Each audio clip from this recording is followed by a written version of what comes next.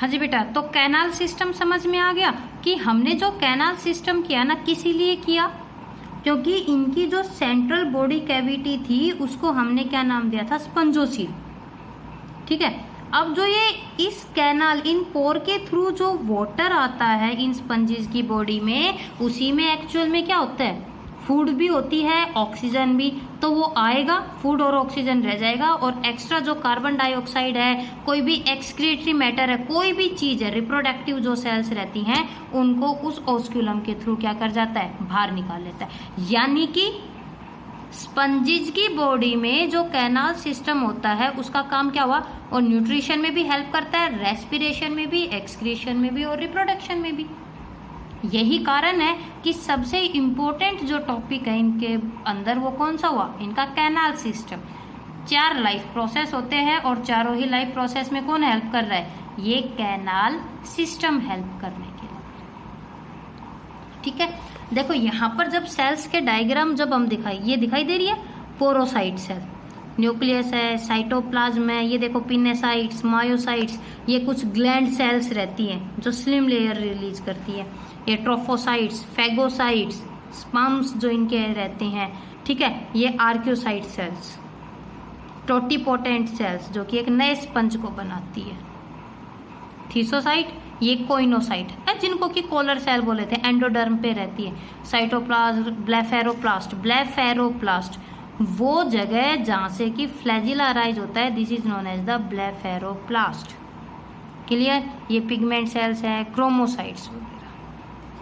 Clear बेटा, चलो अब हम बात करते हैं कि क्या स्पंजिस की बॉडी में स्केलेटन होता है, और जब स्केलेटन की बात आए तो इनके पास इंटरनल स्केलेटन होता है जो कि कैल्शियम या सिलिकॉन का बना रहता है, और उनको हम नाम देते हैं स्पिक्यूल्स या फिर स्पंजिन फाइबर्स।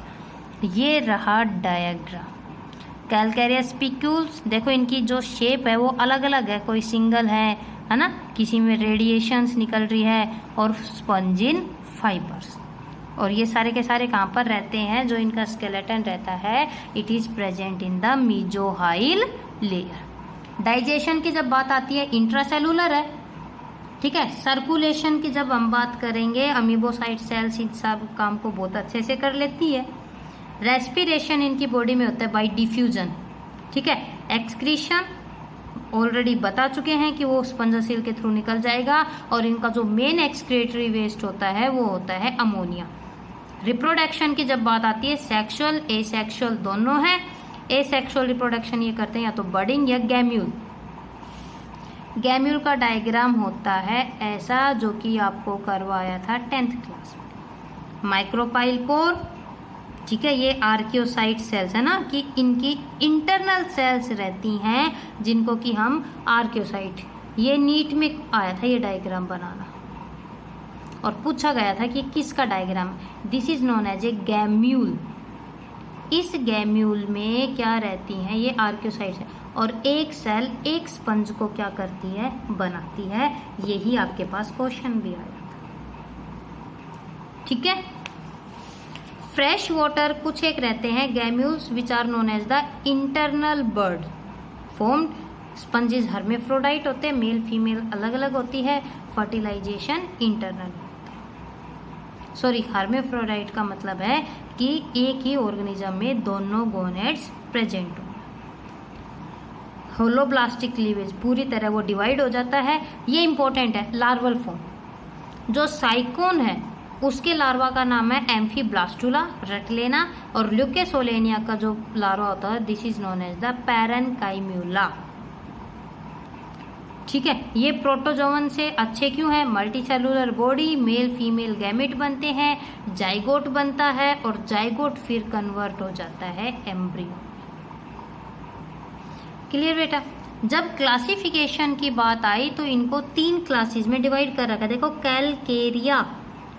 कैलकेरियस स्पिक्यूल्स, ठीक है, कैल्शियम कार्बोनेट के जब स्पिक्यूल्स बनते हैं, ल्यूकोसोलेनिया, साइकोन, ग्रेंशिया, हेक्जेक्टिनेलिडा, हेक्जा यानी कि 6 के सिलीसियस स्पिक्यूल्स, 6 रेज निकलती हैं स्पिक्यूल्स में, यू प्लेक्टेला, डेमोस्पंजी, यानी कि जिसमें स्पंज, यानी कि इनका स्केलेटन किसका बना हुआ है उसके बेस पे इनको 3 कैटेगरी में तोड़ दिया।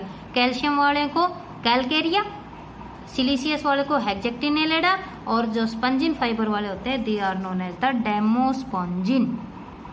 ल्यूकेसोलेनिया सबसे सिंपलेस्ट होता है और ल्यूकेसोलेनिया का जो लार्वा है उसका नाम है पैरेन्काइम्यूला। ल्यूकेसोलेनिया किसके अंदर आता है? कैलकेरिया में। साइकोन भी कैलकेरिया का ही एग्जाम्पल है और इसके अभी जो लार्वा होता है उसको हम बोलते हैं एम्फीब्लास्टुला। बेटा इनकी जो लार्वल फॉर्म है वो बहुत बहुत बहुत ज़्यादा इंपॉर्टेंट है।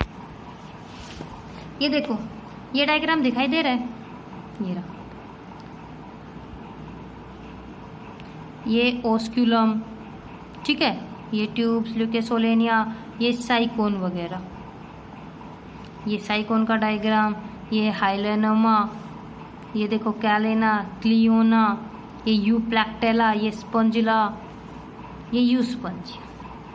अब हम बात करने जा रहे हैं यूप्लैक्टेला के बारे में। यूप्लैक्टेला दिखाई दे रहा है, ये ऊपर रहा, विनस फ्लावर बास्केट, सी वाटर में मिलता है। और जापान के अंदर एक रिवाज है कि जब इसमें से जो ऑर्गेनिज्म मर जाता है बेटा, तो जो ये स्केलेटन होता है ना इसका, शादियों में दिया जाता है हस्बैंड वाइफ को। उनका ये मानना है कि इसकी वजह से उनकी जो मैरिड लाइफ रहती है वो काफ़ी खुशहाल रहती है।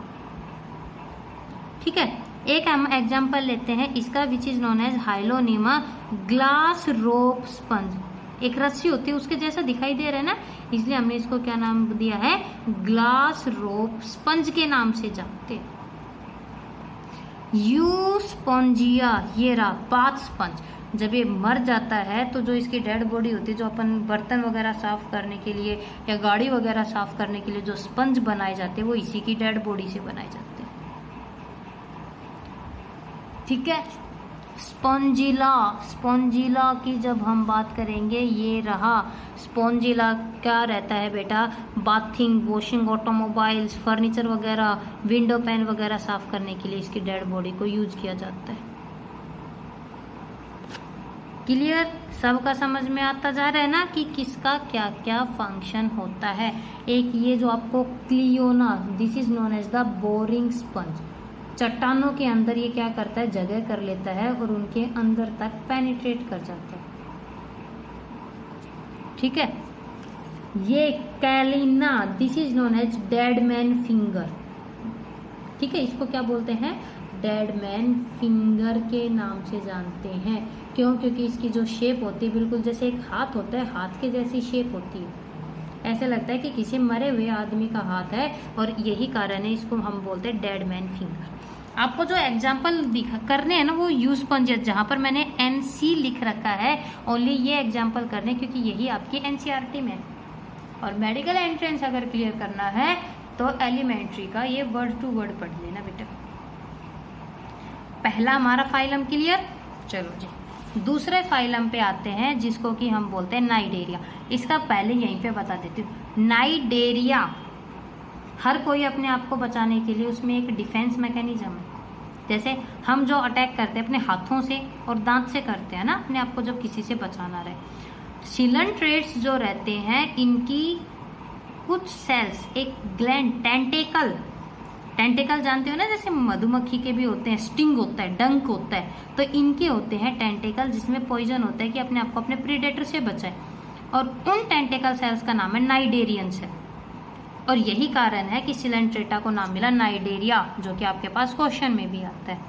ठीक है, सारे एक्वेटिक होते हैं, कुछ एक मैरीन होते हैं, जिसमें कि हम हाइड्रा की बात करेंगे। क्यों? क्योंकि जो हाइड्रा है वो कैसा होता है? फ्रेश वाटर होता है। कुछ कॉलोनी में रहते हैं और जो है एक ही ऑर्गेनिज्म, जैसे ह्यूमन है ना, ह्यूमन 3 टाइप का है, मेल, फीमेल और ट्रांसजेंडर। ठीक है, तो इनकी भी बेटा 3 फॉर्म्स रहती हैं।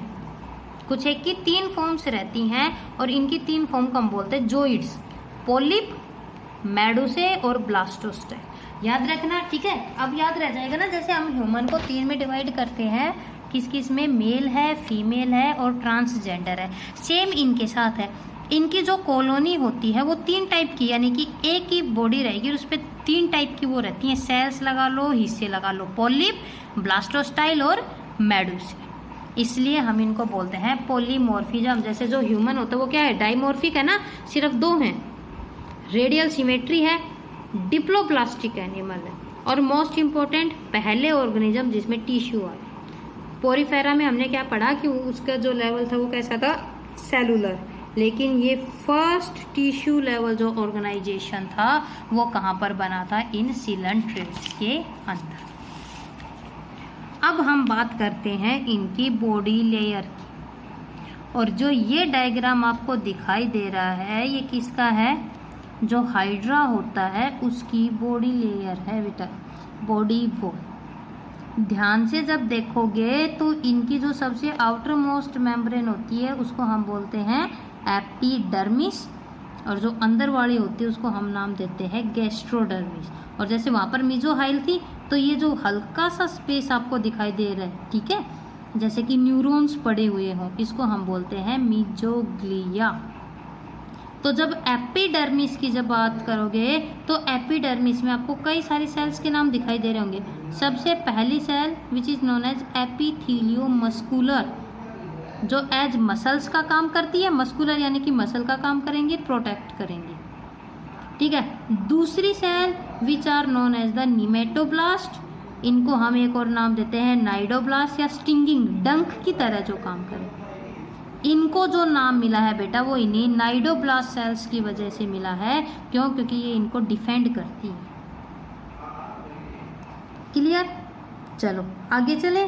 कुछ एक आपको यहाँ पर सेंसरी सेल्स वगैरह दिखाई दे रही होंगी, इंटरस्टिशियल सेल्स वगैरह भी रहती हैं।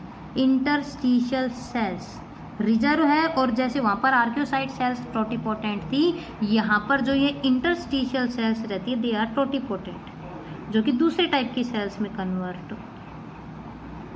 सेंसरी या फिर नर्व सेल्स जो कि सेंसरी फंक्शन करती है। तो देखो जो नाइडोब्लास्ट जो सेल्स होती है ना वो एक्चुअल में इनको कैसे डिफेंड करती है, इस टाइप की।